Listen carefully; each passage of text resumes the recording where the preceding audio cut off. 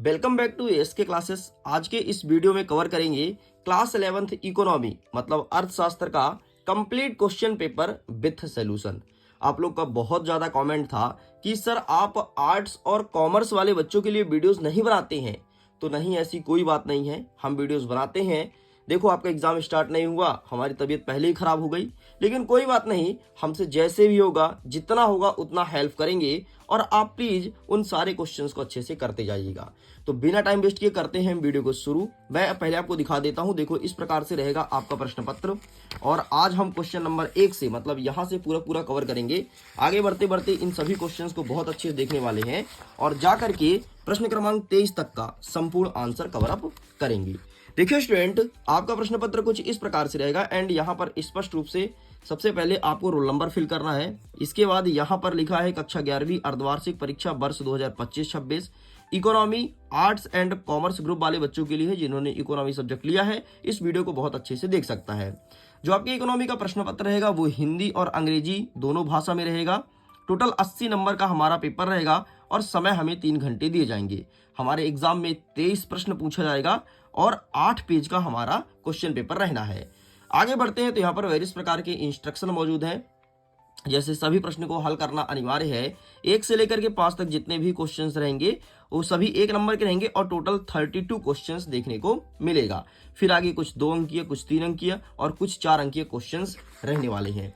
देखिए, and same अगर आप इंग्लिश मीडियम के हैं तो इंग्लिश में इंस्ट्रक्शन को ध्यान से देख सकते हैं। तो चलो अब हम करते हैं फटाफट अपने वीडियो को शुरू।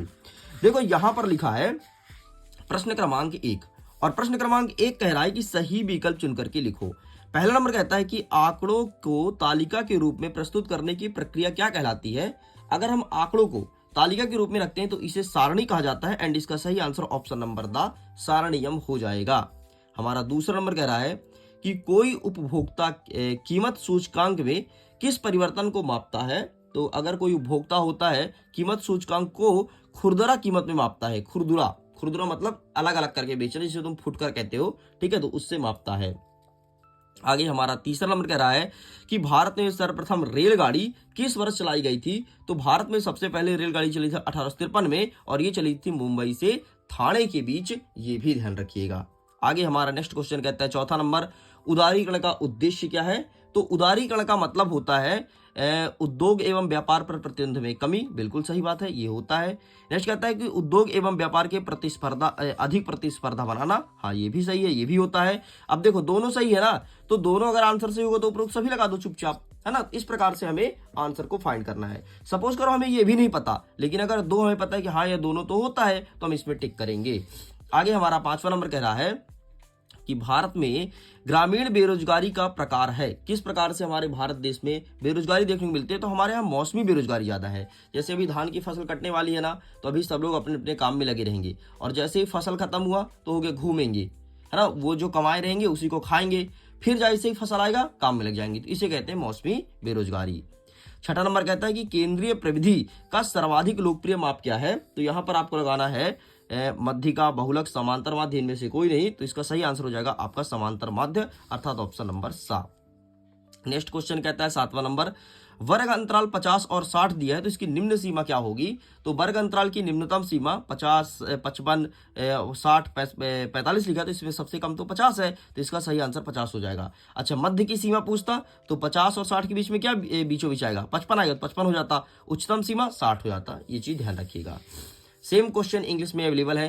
Question number first, choose the correct options, ठीक है। एंड यहाँ क्वेश्चंस देख लो। The process of presenting data in the form of table is called. तो इसका सही आंसर हो जाएगा आपका टेबुलेशंस, ये टेबुलेशन, ठीक है, ये आपका सही उत्तर हो जाएगा।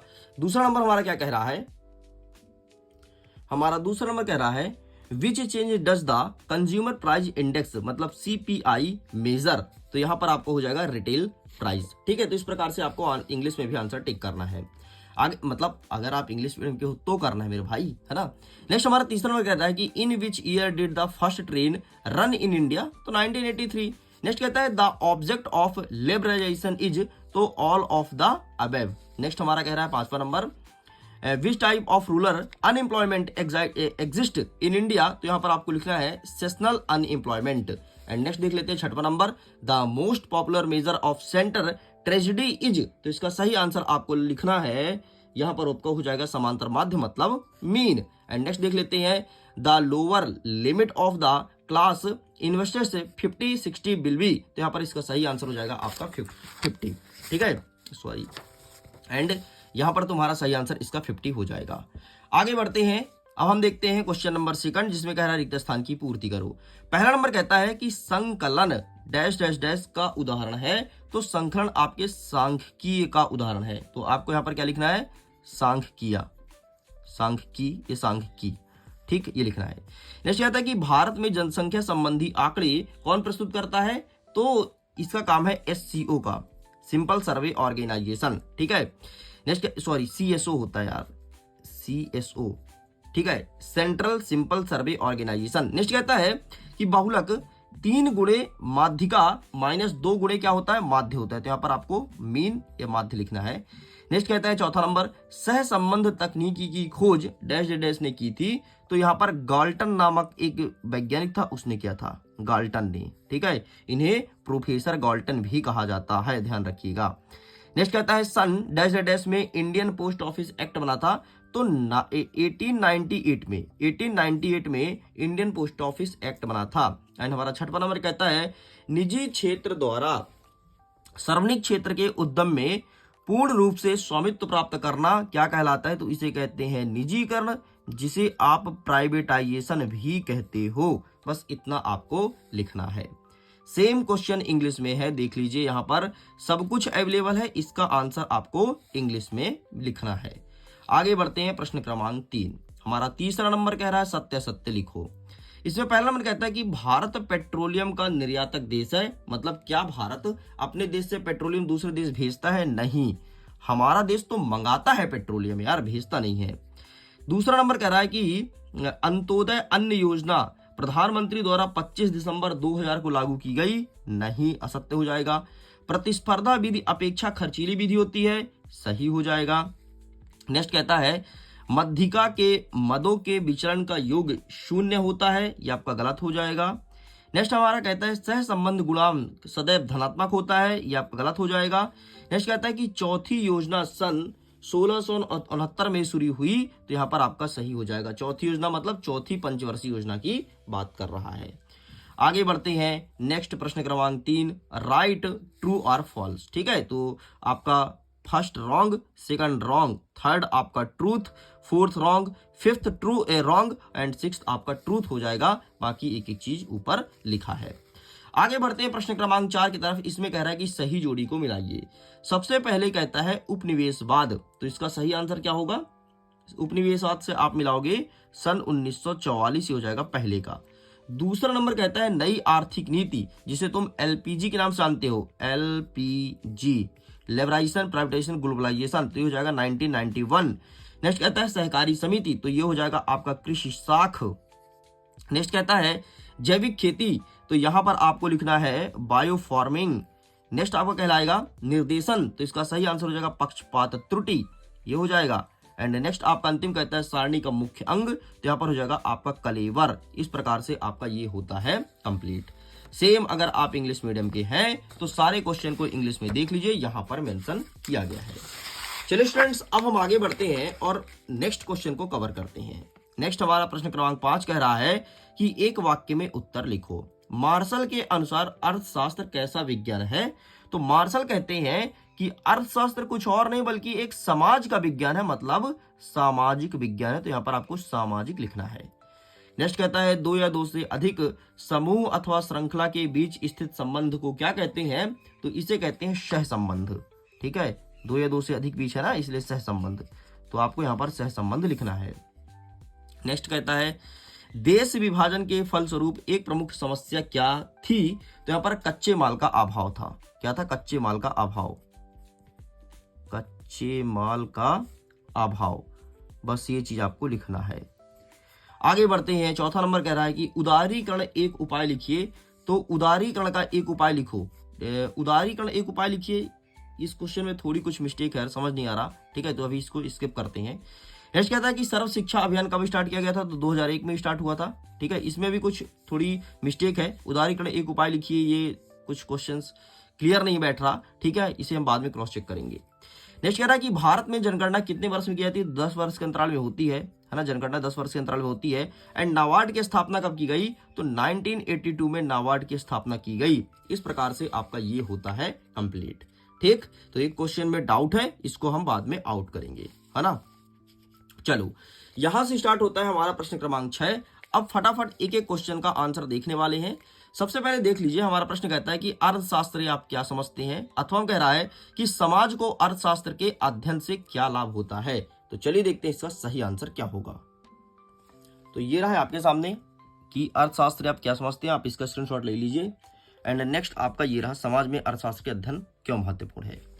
आगे बढ़ते हैं, प्रश्न क्रमांक हमारा 7वां क्या कह रहा है कि प्राथमिक आंकड़ों को परिभाषित करना है, ठीक है, प्राइमरी डेटा को डिफाइन करना है। और अथवा कह रहा है कि प्राथमिक समंक व द्वितीयक समंक की विशेषताएं लिखिए। इंग्लिश में आप क्वेश्चन को देख लीजिए। तो आइए देख लेते हैं कि प्राथमिक आंकड़े और प्राथमिक समंक कहां मिलेगा। तो ये रहा इसका आंसर, ठीक, ये चुपचाप लिख देना। ये प्राथमिक आंकड़े को परिभाषित कीजिए, टेक अ स्क्रीनशॉट, ठीक है।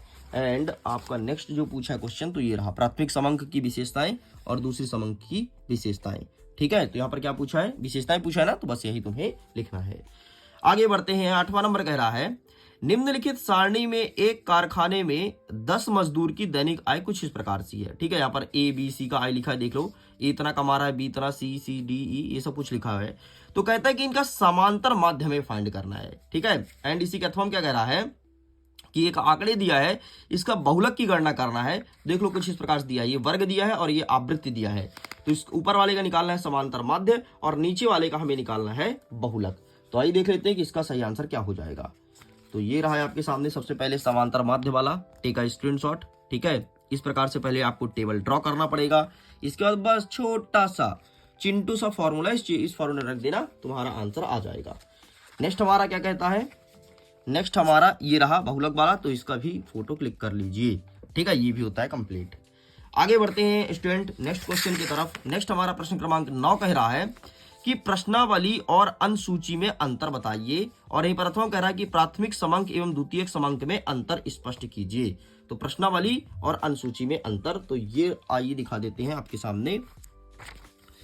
तो सबसे पहले अथवा वाला देख लो, प्राथमिक समंक द्वितीयक समंक, ठीक है, और प्रश्नावली अनुसूची उसी जस्ट ऊपर दिया गया है, ठीक है, स्क्रीनशॉट। अच्छा सुनो, इसका पीडीएफ भी डाउनलोड कर सकते हो। पीडीएफ का लिंक मिलेगा वीडियो के डिस्क्रिप्शन बॉक्स में। और अगर आपके घर में कोई छोटे भाई बहन है, अगर क्लास 10th में हैं और अपने ड्रीम को पूरा करना चाहते हैं, क्लास 10th को बहुत अच्छे से पढ़ना चाहते हैं, तो मिडिल एजुकेशन उनके लिए लेकर के आया है टॉपर सीरीज। जी हाँ, टॉपर सीरीज वर्ष 2026। इसमें A to Z एक एक सब्जेक्ट की तैयारी कराई जाएगी, एग्जाम ओरिएंटेड चीज पढ़ाया जाएगा। मतलब जो एग्जाम में पूछ रहा है ना, जैसे तुम लोग पढ़ते थे 10th में, तो तुमने तो हाइब्रिड में पढ़ा था, इस बार क्लासेस में बताएंगे, यही बताएंगे कि आंसर्स कैसे लिखना है। बाकी हाइब्रिड तो लॉन्च होगा ही होगा, लेकिन अभी ये क्लासेस स्टार्ट किए हैं।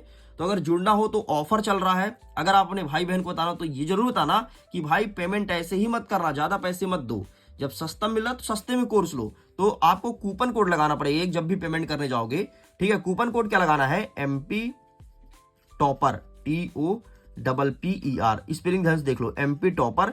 ये कूपन कोड अप्लाई करना और आपका देखना धड़ाम से पैसा में छूट मिलेगा। इतना सस्ता हो जाएगा कि समोसा खा लोगे तुम, इतना सस्ता हो जाएगा, ठीक है। तो चलो भाई आगे बढ़ते हैं। नेक्स्ट हमारा 10वां नंबर कह रहा है कि सह संबंध का अर्थ बताइए। और यहीं पर अथवा कह रहा है कि कार्ल पियर्सन के सह संबंध गुणांक के दोष बताना है, ठीक है। कार्ल पियर्सन के सह संबंध गुणांक के गुण एवं दोष को बताइए। तो आइए देख लेते हैं फटाफट इसका सही आंसर क्या होगा। तो ये आपके सामने इसका आंसर रहा, ठीक। सबसे पहले सह संबंध का अर्थ और कार्ल पियर्सन के सह संबंध के गुण एवं दोष, ठीक, इस प्रकार से आपको लिखना है। आगे बढ़ते हैं, प्रश्न क्रमांक 11 कह रहा है कि भारत में औपनिवेशिक शासन की आर्थिक नीतियों का केंद्र बिंदु क्या है और उन नीतियों पर क्या प्रभाव हुआ। यहीं पर अथवा कह रहा है कि हरित क्रांति क्या है, इसे क्यों लागू किया गया एवं इससे किसान को कैसे लाभ पहुंचा, ये प्रश्न पूछा है। तो ये रहा प्रश्न क्रमांक 11 का उत्तर। सबसे पहले औपनिवेशिक वाला देख लो, ठीक है। फिर क्या पूछा अथवा में? हरित क्रांति। तो ये रहा आपके सामने हरित क्रांति, टेका स्क्रीनशॉट। आगे बढ़ते हैं, प्रश्न नंबर 12 कह रहा है कि आयात प्रतिस्थापन किस प्रकार से घरेलू उद्योग को संरक्षण करता है। प्रथम कहता है कि आयात प्रतिस्थापन क्या है, समझाइए। तो आइए देखते हैं आयात प्रतिस्थापन वाला। सबसे पहले क्या है समझाइए, ये देख लो। और ये देखो किस प्रकार से घरेलू उद्योग में हेल्प करता है। हमारा नेक्स्ट प्रश्न कहता है, प्रश्न क्रमांक 13, अर्थव्यवस्था में वैश्वीकरण का क्या आशय है, मतलब ग्लोबलाइजेशन क्या होता है। और अथवा में कहता है कि नई आर्थिक नीति का लाभ बताना है, न्यू इकोनॉमी पॉलिसी। ठीक है, नई आर्थिक नीति। तो आइए देखते हैं फटाफट इसका भी आंसर। तो सबसे पहले देख लो तुम ऊपर वाला। ठीक है, तो अर्थव्यवस्था का वैश्वीकरण से आशय क्या होता है, ये रहा, टेक अ स्क्रीनशॉट। एंड ये रहा तुम्हारे सामने नई आर्थिक नीति। क्या पूछा है, नई आर्थिक नीति के लाभ ना, लाभ ये रहा 5 लाभ। ठीक, तो 5 तुम्हें लिखना है। तुम्हारा प्रश्न पूछा है 2 नंबर का, तो तुम्हें 2 ही लाभ लिखना है। आगे बढ़ते हैं। 14 नंबर कह रहा है कि काम के बदले अनाज कार्यक्रम का क्या अर्थ है। और अर्थों कह रहा है कि ग्रामीण विकास से आप क्या समझते हैं। तो आइए देखते हैं, काम के बदले अनाज योजना। तो ये लिखा है हमारे सामने, काम के बदले अनाज योजना। तो आप इसका फोटो खींच लो। और ग्रामीण का अर्थ तो ये रहा। ठीक है, तो इसका भी स्क्रीनशॉट ले लीजिए। 15 नंबर कह रहा है कि जैविक कृषि क्या है, यह धारणीय विकास को किस प्रकार से बढ़ावा देता है। और अर्थों कह रहा है कि मनरेगा के 2 प्रमुख बिंदु को मेंशन करना है। तो आइए फटाफट देख लेते हैं। सबसे पहले देखेंगे हम ऊपर वाला जैविक कृषि, ये रहा। ठीक है, ये होता है हमारा कंप्लीट। आगे देख लेते हैं मनरेगा वाला। तो ये रहा तुम्हारे सामने मनरेगा वाला। तो मनरेगा 2 बिंदु, इसका भी स्क्रीनशॉट ले लो। आगे बढ़ते हैं। प्रश्न क्रमांक 16 कह रहा है कि एक अच्छी प्रश्नावली के आवश्यक तत्व एवं गुण बताना है। और यहीं पर हमारा अथवा कह रहा है कि अच्छे वर्गीकरण के आवश्यक गुण को लिखना है ना। अच्छे वर्गीकरण के कौन कौन से गुण हो सकते हैं। तो आइए फटाफट इसके भी आंसर को कवर कर लेते हैं। सबसे पहले अच्छी प्रश्नावली वाला ये रहा, तो टेक अ स्क्रीनशॉट। एंड तुम्हारे सामने अथवा वाला ये रहा, अच्छे वर्गीकरण के गुण। ठीक, ये होता है कंप्लीट। एंड हमारा 17 नंबर कह रहा है कि केंद्रीय प्रवृत्ति के माप के रूप में मध्यिका एवं बहुलक की तुलना करना है। केंद्रीय प्रवृत्ति के माप के रूप में मध्यिका और बहुलक की तुलना करना है। तो ये रहा है आपके सामने इसका भी आंसर। ठीक, ये रहा। ओके, चलो भाई आगे बढ़ते हैं नेक्स्ट क्वेश्चन की तरफ। नेक्स्ट हमारा कह रहा है अथवा में कि मध्यिका की विशेषताएं एवं गुण को बताइए। 17 का अथवा है ये। ठीक, तो इसका भी देख लेते हैं। तो ये रहा मध्यिका की विशेषता और गुण। तो आप इसका भी फोटो खींच लो। चलो आगे बढ़ते हैं। 18 नंबर कह रहा है कि अंग्रेज द्वारा भारत में रेल विकास के उद्देश्य को स्पष्ट करना है। और यहीं पर अथवा कहता है कि भारत विकास योजना की विफलता का कारण बताइए। तो ये रहा है आपके सामने आंसर, रेल विकास का स्पष्टीकरण। सबसे पहले आप इसका फोटो क्लिक कर लो। ठीक है, फिर क्या कहता है, भारतीय विकास ना। तो आइए देख लेते हैं भारतीय विकास का आंसर। तो ये तुम्हारे सामने लिखा है भारतीय विकास।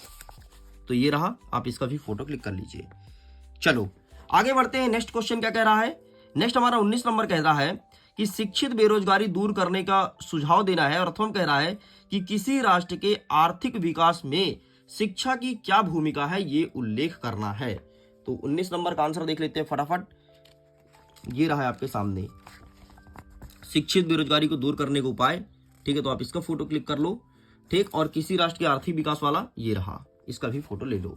आगे बढ़ते हैं। प्रश्न नंबर 20 कह रहा है कि एक संचय आवृत्ति दिया है, इसकी मध्यिका फाइंड करना है हमें। ठीक है, वैल्यूज को देख लो, कुछ इस प्रकार से लिखा गया है। भार दिया है ऊपर और नीचे दिया है व्यक्तियों की संख्या। अथवा में क्या दिया है कि एक औसत प्राप्तांक दिया गया है, इसका समांतर माध्य फाइंड करना है। और इस प्रकार से हमें वैल्यूज दिया गया है। तो आइए देख लेते हैं सबसे पहले ऊपर वाले का आंसर, फिर हम देखेंगे नीचे वाले का। तो ये रहा तुम्हारे सामने ऊपर वाले का भार वाला। ठीक, इस प्रकार से पहले आपको टेबल ड्रॉ करना पड़ेगा और इस प्रकार से पूरा सॉल्व करना, ये वाला फॉर्मूला लगाना पड़ेगा। एंड इसके बाद ये तुम्हारा आंसर निकल के आएगा। ठीक, ये होता है कंप्लीट। एंड जो अथवा वाला पूछा है, तो ये रहा तुम्हारे सामने समांतर माध्य वाला ना, ये रहा क्वेश्चन, इसका स्क्रीनशॉट ले लो। एंड इसके बाद ये तुम्हें छोटा सा आंसर कर देना है। आगे हमारा कह रहा है प्रश्न नंबर 21, सहसंबंध के प्रकार की व्याख्या करो। और अथवा कह रहा है कि स्पीयरमैन की कोटि अंतर रीति का वर्णन कीजिए। तो आइए फटाफट इसका भी आंसर देख लेते हैं। तो ये रहा सबसे पहले सहसंबंध के प्रकार, धनात्मक हो गया, सरल आंशिकीय, बहुगुणी हो गया, और रेखीय और आरेखीय हो गया। ठीक, ये तुम्हें लिखना है, ये सारे प्रकार का अच्छे से वर्णन करना है।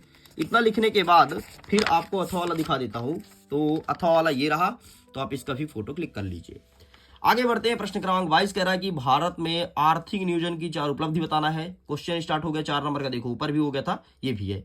अथवा कह रहा है कि नई आर्थिक नीति के 5 मुख्य लाभ और हानि का वर्णन करना है। तो 22 नंबर का आंसर ये रहा आपके सामने। ठीक है, तो आप इसका भी स्क्रीनशॉट ले लीजिए। आगे बढ़ते हैं। नेक्स्ट हमारा कह रहा है अथवा वाला कि नई आर्थिक नीति के लाभ और हानि बताना है। तो इसका आंसर भी फटाफट देख लो। तो ये रहा है आपके सामने नई आर्थिक नीति के लाभ और हानि। ठीक है, ये गुण और दोष, एंड ये तुम्हें लिखना है। चलो आगे बढ़ते हैं। नेक्स्ट हमारा प्रश्न नंबर 23 कह रहा है कि भारत में कृषि विपणन की 5 समस्या का उल्लेख करना, और अथवा कह रहा है कि सहकारिता से आप क्या समझते हैं, सहकारी विपणन की भूमिका को स्पष्ट कीजिए। आइए देखते हैं फटाफट इसका भी आंसर क्या हो जाएगा। तो इसका आंसर ये रहा तुम्हारे सामने, इसका ये फोटो क्लिक कर लो, ये कृषि विपणन की समस्याएं, ठीक, ये लो, एंड ये रहा तुम्हारे सामने। अथवा में क्या कह रहा है, सहकारिता वाला ना, तो ये रहा तुम्हारे सामने सहकारिता वाला, तो आप इसका भी स्क्रीनशॉट ले लीजिए। इस प्रकार से स्टूडेंट, जैसे कि मैंने प्रॉमिस किया था कि A to Z पूरे के पूरे क्वेश्चन पेपर को सॉल्व कराया जाएगा, एंड फाइनली कंप्लीट हो चुका है। वीडियो को लाइक जरूर कीजिएगा, अपना दिल से कमेंट लिखिएगा, जो भी आपको लिखना है दिल से कमेंट कीजिएगा। आपके मैसेज को मैं पढ़ूंगा जरूर, और पढ़ने का तो वहां पर रिस्पॉन्स भी करूंगा। ओके स्टूडेंट्स, जल्दी मिलेंगे नेक्स्ट पार्ट में या फिर नेक्स्ट वीडियो के साथ। Thanks for watching. खुश रहिए, पढ़ते रहिए, मुस्कुराते रहिए।